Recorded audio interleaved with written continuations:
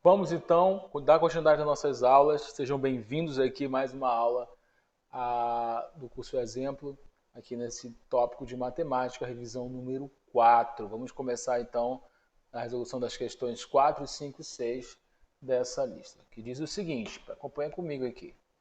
De uma equação do segundo grau, sabe-se que a soma de suas raízes é igual a menos 9 e que o produto de suas raízes é igual a 14.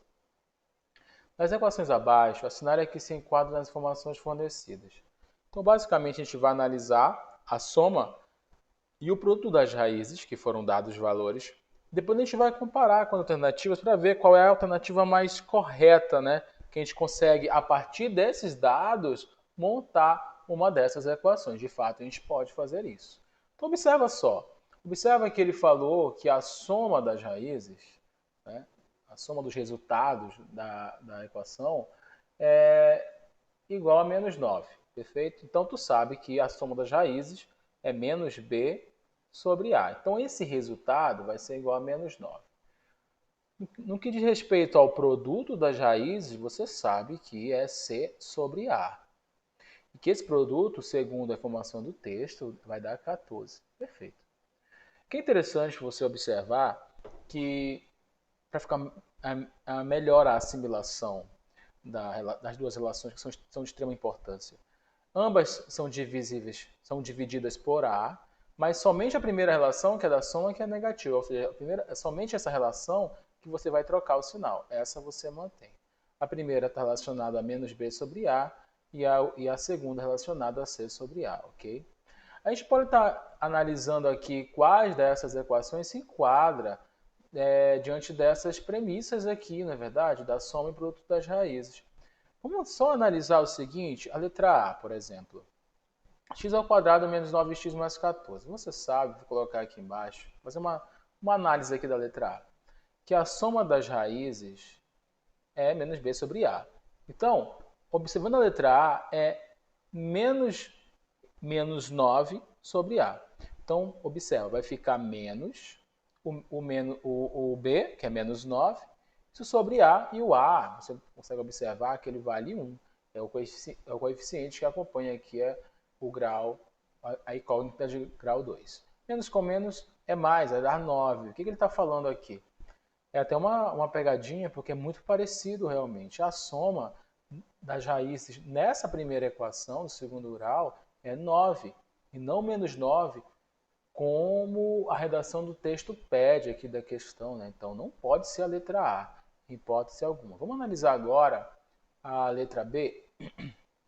X ao quadrado mais 9x mais 14. Se a gente poder observar, só a ideia da soma ela vai caber na ideia da redação do texto da questão. Porque pensa, é menos b sobre a. O b vale 9, então vai ficar menos b, ou seja, menos 9, sobre a que vale 1, e de fato vai conferir, vai conferir com o resultado da questão. Em relação ao produto das raízes, é c sobre a. Como c vale 14 e o a vale 1, c sobre a. 14 dividido por 1 vai dar 14 também. Então a letra B ela também confere, né? O C sobre A é 14 por 1, também vai dar igual à redação aí do texto da questão. Portanto, só pode ser a letra B. A letra C, D e E, a gente nem vai analisar, porque de fato não estariam errados. A letra C, ela trocou aqui as ideias do C pelo B, o B pelo C, na verdade. A letra D foi na mesma ideia. E a letra E, só você observar que a relação é de divisão, e só daria certo se fosse uma relação de multiplicação, né? Tipo, 2 vezes 4,5 daria 9, 2 vezes 7 daria 14. É uma pegadinha na realidade, que vai que você fique na dúvida, será que tem que multiplicar o menos b vezes o a, ou tem que dividir o menos b sobre a? Tem que dividir, portanto, a letra E estaria errada. Ficamos aqui somente com a letra B mesmo. Então, letra C, D e E não confere. Vamos ver agora a quinta questão, que vai trazer uma coisa muito importante para a gente. Olha só. O gráfico que melhor representa a equação do segundo grau com a maior que zero e b ao quadrado menor que 4ac é... Vamos analisar o seguinte. Quando ele falar... Vamos primeiro analisar a primeira informação, né, que é a menor que zero. Eu quero te falar que quando o coeficiente a, que é o coeficiente que acompanha a incógnita de grau 2, né, o x ao quadrado, ele for maior que zero, tu vai ter um tipo de equação, na verdade? Tu vai ter uma parábola descrita de uma forma. E se porventura o A for menor do que zero, tu vai ter uma parábola de uma outra forma. O A ser maior que zero quer dizer que é positivo. O A ser menor que zero quer dizer que o A é um valor numérico negativo. Decora isso, nunca mais esqueça isso na sua vida. Leve para o túmulo, né? Toda vez que o A for positivo, a concavidade da parábola é voltada para cima. Toda vez que o A for negativo, a concavidade da parábola é voltada para baixo. Só com essas informações a gente pode excluir a letra B e a letra E, porque ambas têm concavidade voltada para baixo, sendo que a concavidade deve ser voltada para cima. Então, letra B e letra E você já descarta, ficando então somente com letra A, C e D, aí já melhora. Agora a gente deve observar esta relação aqui, b ao quadrado 4ac. Aqui você conhece mais ou menos, você sabe que isso daqui é o estudo do delta, porque isso aqui é o delta. Vamos analisar então, vamos fazer aqui o estudo do delta, ou discriminante que a gente chama. Eu quero te falar o seguinte, se porventura o delta ele for, se o delta ele for menor do que zero, ou seja, negativo, o que vai acontecer com o gráfico da equação? Vai acontecer o seguinte, olha só, aqui é o x e aqui é o f de x. Perfeito. Quando o delta for negativo, tu não vai ter raiz real, ou seja, tu não vai ter raízes as equações.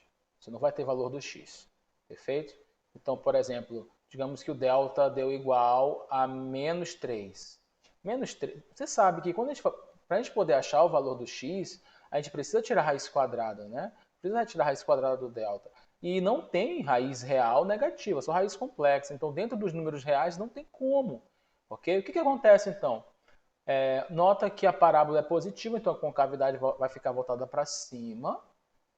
Só que ele não vai tocar. Observa que a parábola não toca o eixo do x. Quando ela não toca, quer dizer que não tem raiz real. É isso que acontece quando o delta for menor do que zero. O que acontece, gente, quando o delta for igual a zero? Quando o delta for igual a zero, você vai ter algo parecido com isso que eu vou estar mostrando aqui para vocês. Olha só. A parábola, então, com cavidade voltada para cima, perfeito. Ela vai tocar em um ponto apenas o eixo do x. O que isso quer dizer? Se o delta for igual a zero, tu vai ter somente uma raiz, ou seja, vai tocar somente em um ponto. Vai ter somente uma raiz real. Tá bem? Perfeito. Então, toda vez que o delta for igual a zero, o gráfico que expressa essa função é um gráfico, no caso de uma parábola, que toca em um ponto apenas, né, o eixo horizontal, que é o eixo do x. Se porventura, olha só, opa, Instagram, perdão, gente. Se porventura o delta ele for maior do que zero, se o delta for maior do que zero, o que vai acontecer? Se o delta for maior do que zero, o delta vai ser positivo, perfeito. E a parábola, agora, observa que ela vai estar tocando o eixo do x em dois pontos, ou seja, vai ter duas raízes reais. Okay? Duas raízes reais. Perfeito? Então, de novo, se o delta for negativo, não vai ter raiz real. Se o delta for igual a zero, vai ter uma raiz apenas, vai ter um resultado apenas. Agora, se o delta for positivo, tem que saber que ele vai ter duas raízes, o x' e x duas linhas. Inclusive, a gente resolveu em questões passadas. Note aqui, olha só. Note, queria mostrar para vocês, que o delta aqui dessa relação era um delta positivo, por isso que a gente tinha duas raízes, né? Por isso que a gente tinha duas raízes, perfeito? Dá uma analisada na última aula para vocês observarem melhor isso. Mas, enfim, com esses dados, que são extremamente importantes, que a gente vai tentar entender o que vai acontecer aqui. Olha só, vou apagar.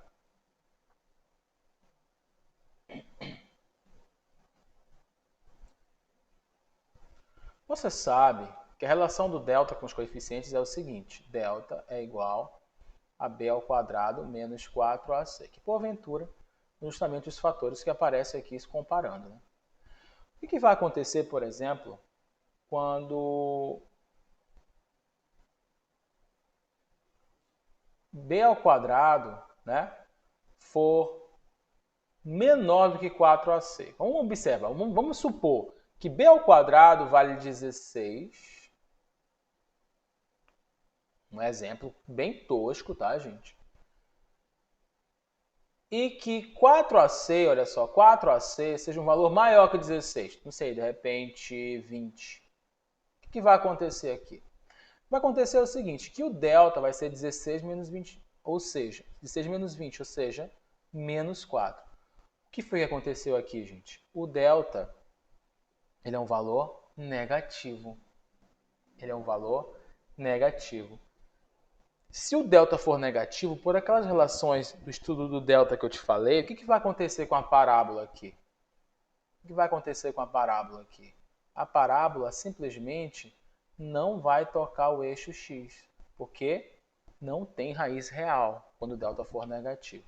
Então, o mais correto aqui seria a letra D. Observa, concavidade voltada para cima, porque o A é positivo, e como o delta é negativo, ele não toca o eixo x, portanto ele fica flutuante, assim, a parábola fica flutuando. Perfeito? Então, a alternativa correta, letra D. Perfeito? Muito obrigado. Vamos fazer a última questão desse bloco. Sexta questão. Qual a soma entre as raízes da equação do segundo grau? 2x ao quadrado mais x menos 3. Tranquilo, né? Tranquilo. Ele quer uma coisa bem simples aqui na realidade. Ele quer tão somente que a gente ache, né, a soma dessas raízes aqui. Então, somente isso. Qual a soma entre as raízes da equação? Você não precisa achar as duas raízes e depois somar, porque você sabe que você já tem uma relação que versa sobre a soma das raízes. Qual é ela? A soma das raízes vai ser menos b sobre a. Perfeito? Tranquilo, né? B, qual é o coeficiente B? Ele acompanha o x, ou seja, é 1. Vai ficar menos 1. Perfeito. E o A é o coeficiente que acompanha x ao quadrado. Está aqui, é 2. Tranquilo. Portanto, já que não tem aqui a forma fracionária, 1 dividido por 2 é 0,5, é meio. Então vai ficar menos meio, seria então a letra A. Facinho, né? Muito obrigado então, gente. Até a próxima, se Deus quiser.